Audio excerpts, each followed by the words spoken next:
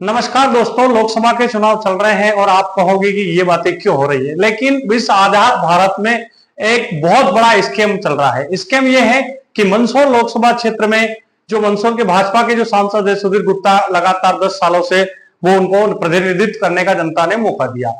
उनके 10 साल के कार्यकाल में उन्होंने दो बड़े एक चीजें लेके आए हैं और वो जनता में प्रसारित की गई है। वो ये है कि जो टैंकर पानी पिलाने के नाम पर उन्होंने जो टैंकर सप्लाई किए हैं, वो टैंकर विकास के नाम पे जो दिए गए हैं, वो टैंकर महज 5 साल भी नहीं चले हैं और 5 साल के भीतर उनका कार्यकाल 10 साल रहा। 10 साल में 2 टैंकर देने की भी आवश्यकता उन्होंने महसूस करी। अब एक टैंकर के बाद दूसरा टैंकर अगर दिया तो उन्होंने इस बात को खुद में प्रमाणित कर दिया है कि मेरा द्वारा दिया गया टैंकर 5 साल भी नहीं चला, मैंने दूसरा टैंकर दे दिया है। ऐसे मेरे पास कई उदाहरण हैं जो आप देख सकते हो सीधे तौर पे।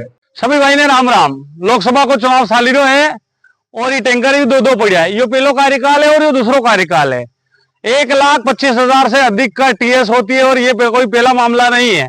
पहले कार्यकाल में भी टैंकर का मुद्दा उठा था, दूसरे कार्यकाल में उठे या ना उठे सवाल ये नहीं है। सवाल ये है कि मौजूदा सांसद के द्वारा जब घटिया निर्माण युक्त सामग्री का सप्लाईमेंट होता है, उसके बाद भी जनता ने दूसरे कार्यकाल में उनको लाखों वोटों से जीता दिया है। अब तीसरा कार्यकाल में भी भारतीय जनता पार्टी ने उनको उम्मीदवार बनाया है और जनता को फिर क्या करती है ये देखने वाला बात है, क्योंकि जब उनके द्वारा जो टैंकर सप्लाई होती है, ये टैंकर 1,25,000 से अधिक की टीएस लगभग में बनी हुई है। और ये टैंकर कितने का है ये आज मूलतः टैंकर वालों से भी मैं आपसे बात कराऊंगा।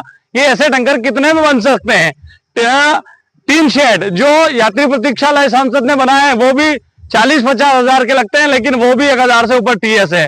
जो भी है, कल प्रेस कॉन्फ्रेंस में कांग्रेस के प्रत्याशी दिलीप सिंह गुर्जर ने करोड़ों रुपए के भ्रष्टाचार के आरोप भी लगाया है। अब जनता को देखना है कि वो अगले इस तीसरे कार्यकाल में क्या करेगी, वो भी देखने वाला विषय होगा। लेकिन जनता को जरा सोचना होगा कि ये इतने खुलेआम, अगर वो एक जीता हुआ सांसद खुलेआम भ्रष्टाचार कर लेता है और उसके बाद जनता उनको फिर चुनती है, तो आखिर ये जनता किस ओर जा रही है, ये बड़ा विचारनीय बात है। और अब हम आपको टैंकर बनाने वाले से भी बात कराएंगे कि ये टैंकर वो कितने में बना के दे देते हैं और कितने साल तक चलते हैं। भाइयों, उसके अलावा मैंने जब इस टैंकर के मामले में मैंने मैकेनिक से बात करनी, एक जो होते हैं ट्रालियों के बनाने वाले, जो टैंकर बनाने वाले जो होते हैं, मैकेनिक से मैंने बात करी। हाँ भाई साहब, तो टैंकर बनाना कतरी रेंज का टैंकर है, कई रेंज में मिल जाए। जो अन रेंज में टैंकर मिलेगा आपने 1,25,000 में 10-12 साल जो भी कर दे। हाँ, 10-12 साल ये चल जाएगा। अच्छा, वो था 15 तक बताइए, 1 लाख तक वो बन के गई एमएम में आएगा वो 11 गारंटी का नीचे कोई मतलब नहीं है, वो ज्यादा हल्को हो जाए ना। ये जो मंदसौर का सांसद बना रहा है तक मिल जाएगी टैंकर।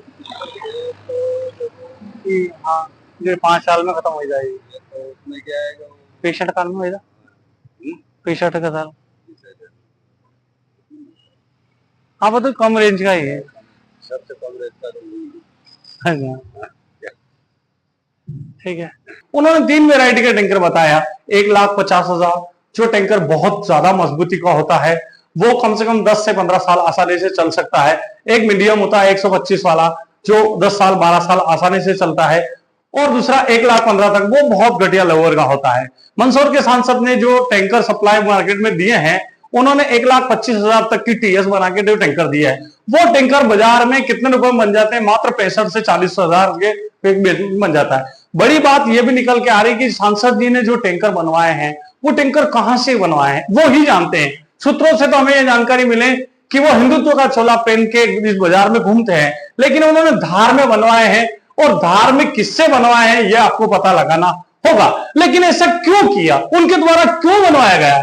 अब वो ये राशि सीधे पंचायतों के खाता में भी डाल सकते थे, आहरण कर सकते थे। अगर 1,25,000 इन्होंने बिलिंग सरकार के खजाना से पैसा निकलवाया, 1,25,000 का पंचायतों के खाते में डालते हैं, तो वो 10-15 हजार और मिला के अगर बहुत अच्छी चीज आ सकती थी और वो 20 से 12-15 साल आसानी से चल सकती थी।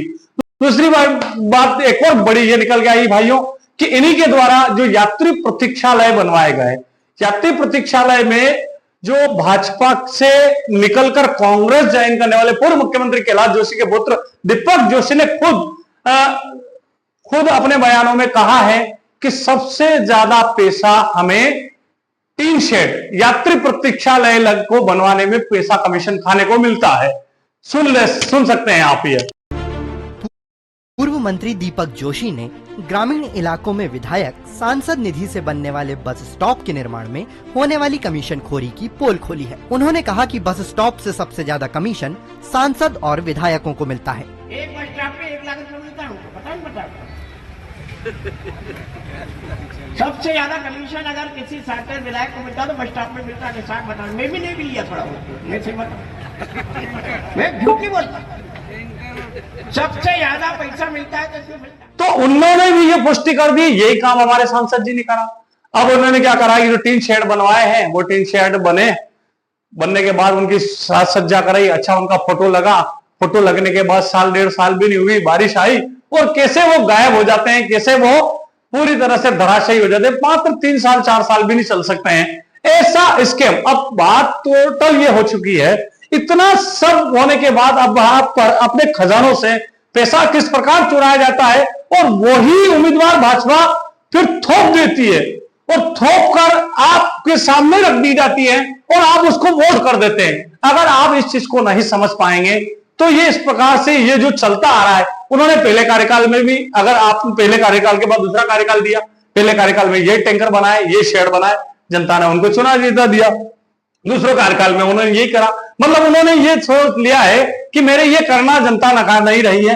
तो अब आपको फैसला करना है कि क्या वास्तविक आपके इन पैसों का दुरुपयोग हो रहा है या जमीनी हकीकत क्या है, किस प्रकार कांग्रेस के प्रत्याशी ने कल प्रेस कॉन्फ्रेंस में जो दिलीप सिंह गुर्जर ने किस प्रकार से लगाया है वो भी आप सुन सकते हैं। और ये तो बस आप पट्टों में कितना, नए पट्टे में कितना लेन देन हो रहा है ये भी आप लोग तलाश कर लो। आपको सब पता है आप लोगों को जी। अब जो अभी यहाँ पर केंद्र सरकार का प्रतिनिधि कौन है? मुझे आप बताओ ना, आप पत्रकार है तो नाम बताओ आप। केंद्र सरकार के प्रतिनिधि एक सांसद रहता है और उनकी सत्ता है।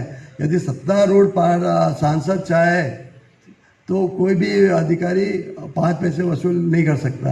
यह तो पूरे संगठित गिरोह के तरह ये पूरे किसानों से अवैध वसूली की जाती है।